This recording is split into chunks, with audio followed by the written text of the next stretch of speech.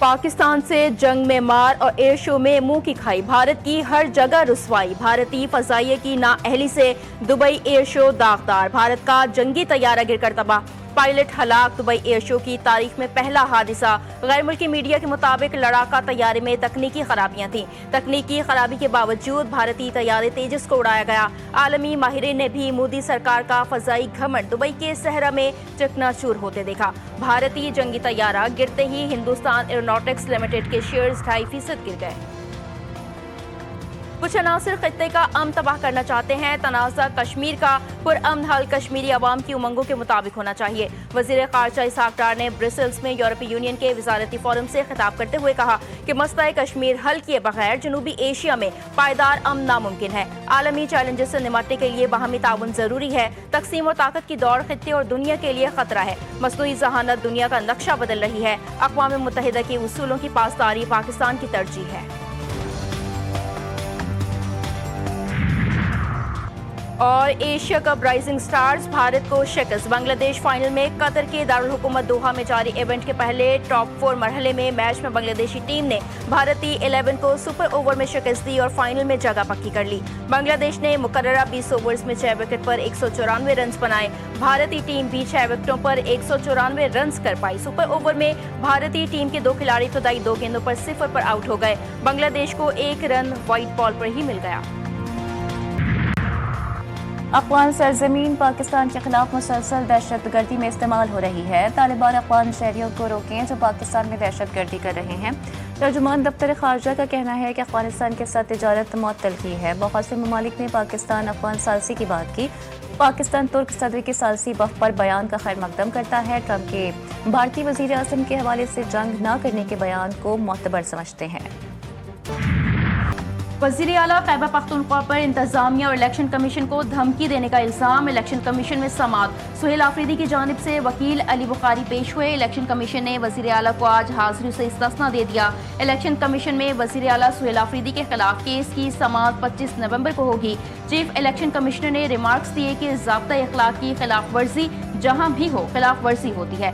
आप आगे की बात अभी कर रहे हैं। हमने डीजी खान और फैसलाबाद में नोटिस भी जारी किए हैं।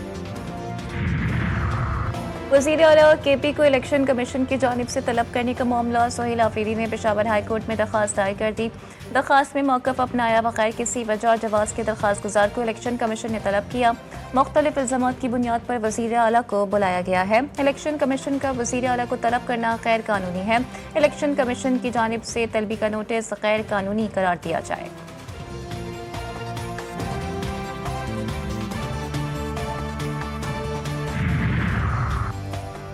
वज़ीर मुमलिकत बराए दाखिला तलाल चौधरी 24 नवंबर को तलब। इलेक्शन कमीशन ने इंतखाबी ज़ाब्ते अखलाक की खिलाफ वर्जी पर नोटिस जारी कर दिया।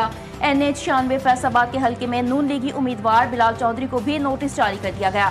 कॉर्नर मीटिंग में शिरकत पर वज़ीर मुमलिकत उम्मीदवार पर डिस्ट्रिक्ट मॉनिटरिंग अफसर ने 50,000 रुपए जुर्माना आयद किया था।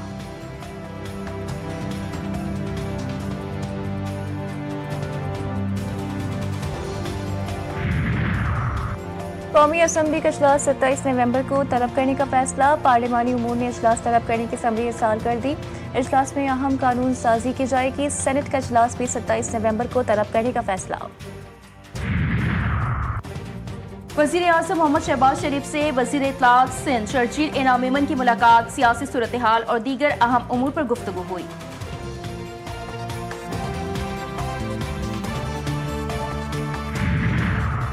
वज़ीर आज़म शहबाज शरीफ का सनती तरक्की के हवाले से निजी शोबे की सिफारिशात का खैर मकदम। कहा मुल्की माशी तरक्की, रोजगार की फराहमी और आमदन में इजाफा सनती तरक्की के बगैर मुमकिन नहीं। कारोबार में आसानी और सरमाकारी में इजाफे के लिए इक़दामात हुकूमत की अवलीन तरजीह हैं।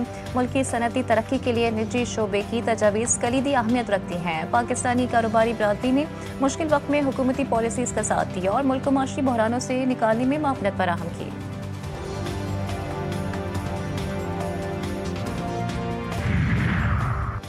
स्कूल के लोगों वाली नोटबुक्स, वर्कबुक्स और यूनिफॉर्म की मशरूत फरोख्त पर मुसाबकती कमीशन का सोमोटो एक्शन। मुसाबकती कमीशन ने 17 बड़े निजी स्कूल सिस्टम्स को शोकाज नोटिस जारी कर दिए।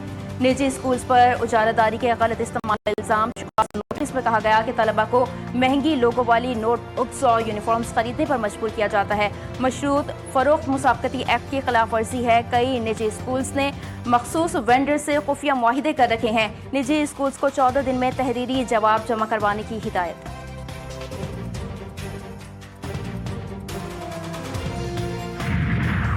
पाकिस्तान का सबसे बड़ा डिजिटल लर्निंग पायलट सिंध में जारी है। फेज 1 में 100 डिजिटल माइक्रो स्कूल्स कायम किए गए।